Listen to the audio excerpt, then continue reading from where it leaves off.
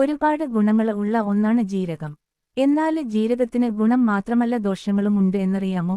ജീരകവെള്ളം കുടിക്കുമ്പോഴോ ജീരകം കഴിക്കുമ്പോഴോ പുളിച്ച് തികട്ടല് അനുഭവപ്പെടുന്നെങ്കിൽ ജീരകം ഉപയോഗിക്കുന്നത് പരമാവധി കുറക്കാൻ ശ്രമിക്കുക. നെഞ്ചരിച്ചില് ഉള്ളപ്പോൾ ഒരിക്കലും ജീരകം കഴിക്കരുത്. പ്രമേഹ രോഗികൾക്ക് ജീരകത്തിന്റെ ഉപയോഗം വളരെ ദോഷകരമായാണ് ബാധിക്കുന്നത്.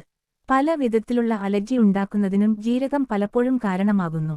അമിതമായി ജീരകം കഴിക്കുന്നത് കരളിന് പ്രശ്നമുണ്ടാക്കും. കൂടുതൽ കാലം അമിതമായ തോതിൽ ജീരകം ഉപയോഗിച്ചാൽ അത് പലപ്പോഴും കരളിനെ പ്രശ്നത്തിലാക്കുന്നു. എന്നാൽ ജീരകത്തിന് നിരവധി ഗുണങ്ങളുമുണ്ട്. കായിക ശേഷി വർദ്ധിപ്പിക്കുക, ശരീരത്തിന് പ്രതിരോധ ശേഷി നൽകുക എന്നിവയ്ക്കെല്ലാം ജീരകം ഉപയോഗിക്കാം. ആന്റി ഓക്സിഡന്റിന്റെ കലവറയായ ജീരകം രോഗപ്രതിരോധശേഷി വർദ്ധിപ്പിക്കും.